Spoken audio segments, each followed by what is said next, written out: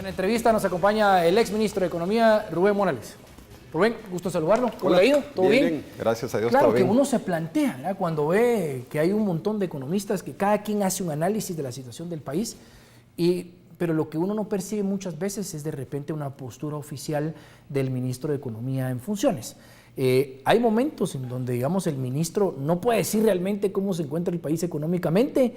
O sea, ¿cómo se juega eso políticamente para tampoco perjudicar al gobierno y que el ciudadano no se alerte? Creo que el primer punto es que se debe ser muy objetivo y también responsable, ¿verdad? No se puede cerrar uno a la realidad del país, no se puede cerrar uno no solo a los indicadores que muestran, y que hay mucha gente que prepara indicadores, sino a los comentarios que se recibe de la gente, de los empresarios, de las MIPYMES, de los cooperativistas, de la población en general. Entonces es importante uno ser objetivo, responsable, y si ve que hay una tendencia de comentarios o de sentimiento, de percepciones, pues también hay que tomar acciones sobre eso, ¿verdad? Investigar y tomar decisiones. Hablábamos con la ministra Teleguario, que ella está impulsando, creo que incluso con otros entes del gobierno, lo que pueden ser políticas de empleo. Sí. Pero al final de cuentas, pues, no recordaremos, digamos, lo que decían algunos candidatos a la presidencia, que voy a crear 700,000 puestos de empleo. ¿De dónde, señor? Es decir, al final de cuentas es un sector privado que produce, que genera, que amplía, que invierte, que genera oportunidades de trabajo. Más de las que existen, porque, digamos, son los únicos, creo yo, salvo que usted me corrija. ¿Cómo puede echarse a andar estas políticas de empleo, que no digo que sean con buena intención, si tenemos un país que pareciera que no invierte, digamos que los créditos, bien nos lo decía también el presidente del Banco de Guatemala, digamos, la situación económica no es la mejor? ¿Qué se puede hacer al respecto? ¿Se puede impulsar estos proyectos realmente de oportunidades de trabajo? No, de hecho hay que impulsarlos, ¿verdad? Porque la participación, como yo lo veo, de cada uno de los ministerios de gobierno, de cada una de las entidades públicas, autónomas, descentralizadas, etcétera, cada una tiene un rol, y lo importante para mí es coordinar cada una de las actividades, de las responsabilidades, para que el impacto sea mayor. Entonces, el Ministerio de Trabajo pues tiene su función, ¿verdad? El Ministerio de Economía, el Ministerio de Comunicaciones, de Infraestructura, cada uno tiene su rol, y para mí la clave es la coordinación de todas esas acciones, porque si se piensa en un esfuerzo individual, el impacto nunca va a ser el mismo, mientras que si el esfuerzo es coordinado y, por ejemplo, se trabaja en función de una región o de un sector en particular para impulsarlo en todo su potencial, pues ahí es en donde verdaderamente se generan más oportunidades para la inversión y, por lo tanto, para la generación de empleo. Por supuesto que el principal generador de empleo es el sector privado del país, el sector cooperativista, pero hay que generarle las condiciones a ellos, y la coordinación entre todas las instituciones, para mí, creo que es la clave para Usted planteaba avanzar. algo muy válido, que es que al final de cuentas lo que más vale es la percepción de la gente, los comentarios, digamos, del día a día. Y yo estaba en la calle, he oído empresarios, a veces me atravieso enfrente de mi oficina y me tomo un agua con unas papalinas en la tienda y realmente los comentarios son ha bajado. O sea, es que no estamos bien. Es decir, sí. ¿Y qué ha pasado? Pues el guatemalteco, ¿por qué está evitando comentar que la economía de repente no está tan buena, pues? Un asunto con los indicadores es que son un promedio.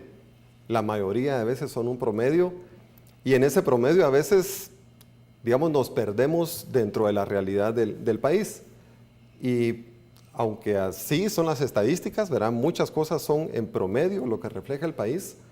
Es importante acercarse a los números reales, ¿verdad? Los números brutos, digamos, de la percepción de la gente es percepción, pero conforme uno se acerca a los sectores o a los territorios, cuando uno va a un municipio en particular, platica con un alcalde, con una MIPYME de un municipio, se da cuenta de cuáles son sus principales necesidades. Entonces, yo creo que hay que ser muy abierto a recibir todo tipo de opiniones, y en el buen sentido, pues no molestarse, no ofenderse porque dicen la economía no está bien, y porque también son casos particulares. A otros puede que en estas condiciones les esté yendo bien.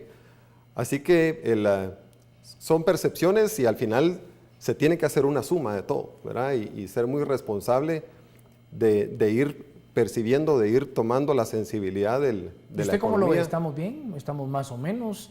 ¿Tenemos una tendencia a empeorar o tenemos una tendencia a mejorar? ¿Cómo estamos según su perspectiva? Yo creo que estamos, utilizando tus palabras, estamos más o menos. en el sentido de que el crecimiento de la economía del país, nos lo decía Banco Guatemala hace unos días, digamos, está rectificando el crecimiento de la economía. Se estaba entre 3.1 y 3.8 al principio de año, ahorita se hizo un ajuste en la proyección para entre 3.1 y 3.4. Eso significa que no se espera que la economía no crezca como al principio, como se tenía esperado a principio de año. Entonces, la indicación acá es que no vamos a crecer tanto como queríamos o como esperábamos.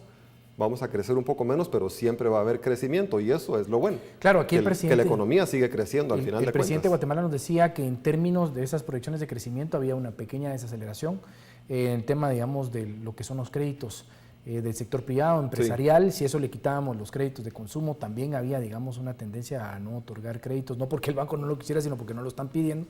Y digamos, claro, da la incertidumbre jurídica de proyectos muy grandes a los cuales se les ha abierto las puertas y que, digamos, por resoluciones judiciales se ven paralizados y que perjudican por completo. ¿Qué parte, digamos, juega esa incertidumbre jurídica? Provoca, digamos, para que la gente entienda, esa incertidumbre jurídica es así de grave, es decir, eso provoca que algunos proyectos que están establecidos pierdan más que otros que vienen de fuera, ya no quieran introducirse al país. Yo creo que vuelvo al tema de las percepciones, ¿verdad? Porque no, las decisiones que han tomado las Cortes no afectan a todos por igual, no afectan a todos los sectores. Entonces, si hay un sector en particular que no se tiene que ver nunca afectado por una consulta, digamos, de las del convenio 169 de la OIT, que no va a tener un riesgo de que llegue a una corte, pues este sector o esta empresa no debería verse afectada o tener una percepción de que le puede perjudicar, ¿verdad? Vuelvo al tema de las generalizaciones. Entonces, obviamente en el caso de estos procesos que se han conocido en las Cortes, a estos proyectos sí les afecta, ¿verdad? Las inversiones tienen que parar, porque obviamente al venir una instrucción, una orden de una corte, de un juzgado, que el proyecto no puede seguir operando, pues no pueden seguir invirtiendo, ¿verdad? Tienen que paralizar todas sus inversiones. Y esto, por supuesto, se puede extender a otros proyectos de ese sector. Pero proyectar todo esto, digamos, esta posible incertidumbre a toda la economía del país, no debería suceder. ¿Ahora qué pasa? No debería suceder, pero las empresas dicen qué está pasando y hasta dónde me puede afectar a mí. A eso iba, es decir, no generalicemos, dice usted, es cierto. Exacto. Pero la percepción, aunque sea de casos particulares e individuales, la percepción de inversión es no invirtamos, no importando si yo tengo minas o tengo hidroeléctricas, no importa, digamos, el fenómeno que ha causado es temor, el ser cautos, la precaución y por lo tanto no hay inversión. Yo escribí hace unos días que la gente como que simplemente no asimilaba el que casi nadie o nadie quiere invertir. Y ahí, claro, ahí me recriminaron de que eso de que nadie, digamos, en efectiva, no es cierto, no es cierto, sino que habían, digamos, proyectos que estaban invirtiendo. Entonces yo preguntaba, pero eso no significa que sean proyectos de una magnitud, digamos, de millones de quetzales, que sea lo que le traiga beneficio al país. ¿Está paralizada la inversión? ¿Cómo lo ve usted? ¿Realmente hay un miedo, un temor? Yo creo que no está paralizada la inversión.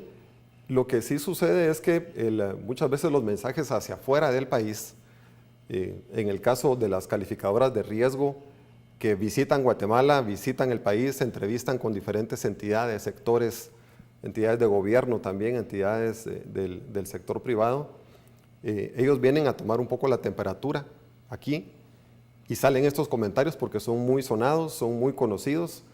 Yo no estoy minimizando el impacto de estas resoluciones judiciales, por ejemplo, pero esa es la percepción que se llevan, ¿verdad?, hacia a sus análisis, y lo que publican es, pues hay un sentimiento generalizado que el país no está en las mejores condiciones.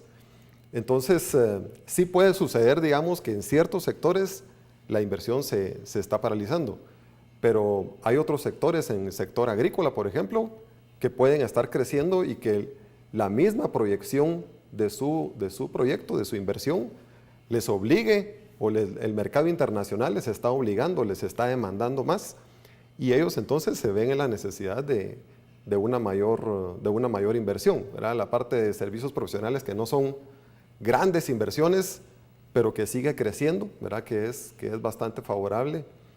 el sector de industrias extractivas, que es el que está retrocediendo, pero hay otros sectores que están creciendo, como construcción, por ejemplo, el sector financiero, no como todos quisiéramos como país, Claro. pero que está creciendo. Entonces, cuando uno generaliza, dice, la percepción de la gente y la comunicación, ¿verdad? Es lo que manda muchas veces. Pero a ir al detalle, pues la realidad es otra, ¿verdad? La economía se mueve, hay un pequeño crecimiento de 3.1, 3.4 para este año. No es lo que queremos, pero hay crecimiento. Hay algo que han planteado incluso algunos, digamos, escritores de libros y todo. Me recuerdo un libro muy bueno de Oppenheimer que decía la creatividad y la innovación, ¿verdad? Y cómo hacía la comparación entre países latinoamericanos con países europeos y de Asia, y cómo hay países que estaban mucho más atrasados que nosotros, que ahora ellos, digamos, registran mucho más patentes de invención, y hablaba de ese análisis de por qué los países latinoamericanos no le meten, digamos, fuerza a que los jóvenes innoven, que tengan creatividad, que sean emprendedores, y parte de esa problemática es porque tampoco tienen un sistema legal que los abrace y los apoye y les permita. Es decir, aquí hacer una sociedad anónima son 2 meses, si me quiero salir de la sociedad anónima es más difícil, es complicadísimo, el pago de impuestos, quebrar la empresa, o sea, es decir, es complicado. Pero va por ahí, es decir, países como los nuestros debiera de apostarle a los jóvenes en que sean emprendedores, a la creatividad, a la innovación, va por ahí. Sí, yo creo que la economía del país en este momento sí tiene como un síntoma de que todo el mundo tiene ciertas preocupaciones, y eso hace que se vuelva, digamos, un poco rígida. La economía del país en general, las regulaciones, la cantidad de requisitos que se piden para cualquier registro, para cualquier inscripción, para cualquier autorización, yo creo que a veces raya en excesos innecesarios, y a veces en función de la transparencia o de la legalidad de las cosas se nos va la mano en la cantidad de requisitos, y eso no permite entonces el fomento al emprendimiento o a la innovación, claro, porque son demasiados requisitos muchas veces, digamos, esa rigidez que se muestra en la economía o en la legislación de Guatemala, que no es nueva, ¿verdad? No es un asunto nuevo, sino que esto viene desde muchísimos años atrás. Y efectivamente la innovación sí es clave para que la inversión vaya creciendo, ¿verdad? No es poder agregarle valor a una producción, a un servicio, estar innovando constantemente. Eso le permite a las empresas crecer, diversificarse e incluso crecer fuera del mercado nacional.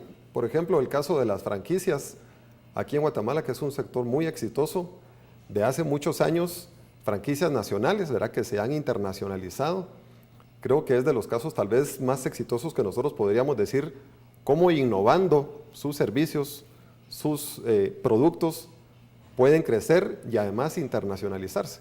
Entonces la innovación sí es un requisito, es indispensable para que la economía crezca, se diversifique y también no estemos sujetos a sectores tradicionales en el país, pero que por su propia naturaleza muchas veces no pueden generar valor. Ahora, ahí, digamos, vámonos a un estudiante de la San Carlos, que sabe que, digamos, que las oportunidades de trabajo son escasas. Y yo lo he escuchado casos de ellos, llegan con papelería, mire, aquí está mi documentación, sí, pero es que usted no tiene experiencia. ¿Y cómo va a tener experiencia? Me acabo de graduar. Regrese usted en 5 años. Ah, no, cuando regrese después de 5 años es que usted está muy viejo, quiero a alguien más joven. O sea, explíquese pues.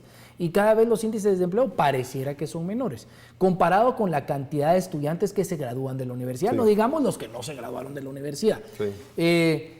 El consejo sería, innoven, busquen realmente crear su propio negocio. Parte, digamos, de la sociedad debería de buscar, de presionar a las autoridades para que agilicen los procesos de creación de empresas para formalizar sus negocios. ¿Es válida la percepción de exoneremos a los emprendedores de impuestos al inicio? ¿Es válido o no es válido? O sea, ¿qué visualiza usted para darle la oportunidad a ese joven que de repente no tiene capital, digamos, mucho para invertir, pero que tiene que hacer algo para salir adelante ante, digamos, la consecuencia de no encontrar trabajo? Sí, yo veo que el emprendimiento puede ser por necesidad, a alguien que no encuentra empleo por alguna razón, por lo que sea, porque la economía no crece lo suficiente, por muchas razones. Y el emprendimiento por oportunidad, alguien que por cualquier razón encuentra una oportunidad de negocio que es nueva, que es diferente, que en su territorio no se está prestando ese servicio. Entonces son dos condiciones diferentes. pero en términos generales la legislación tiene que ser más flexible. Claro. ¿Verdad? Mi tiempo ahora en el Ministerio de Economía estaba orientado mucho a flexibilizar. Se estaba trabajando una ley de fomento al emprendimiento que parte del tema era crear una figura específica para fomentar a estos emprendedores, ¿verdad? Generar cierto capital semilla para poder ayudarles. Entonces el marco legal sí es indispensable, es importante que flexibilice y que se piense en cómo ayudar al emprendedor, pero no todo es el marco legal, ¿verdad? También hay una cultura, creo yo, generalizada en el país de no premiar la innovación, de no premiar el riesgo. Si llevas un proyecto nuevo, diferente... Hasta el loco lo tildan aún. Sí, lo primero que dicen es, ¿cómo se te ocurre, verdad? ¿Y eso cuánto va a costar? Y no te va a salir bien, ¿verdad? Y eso no tiene sentido, y ya lo probaste.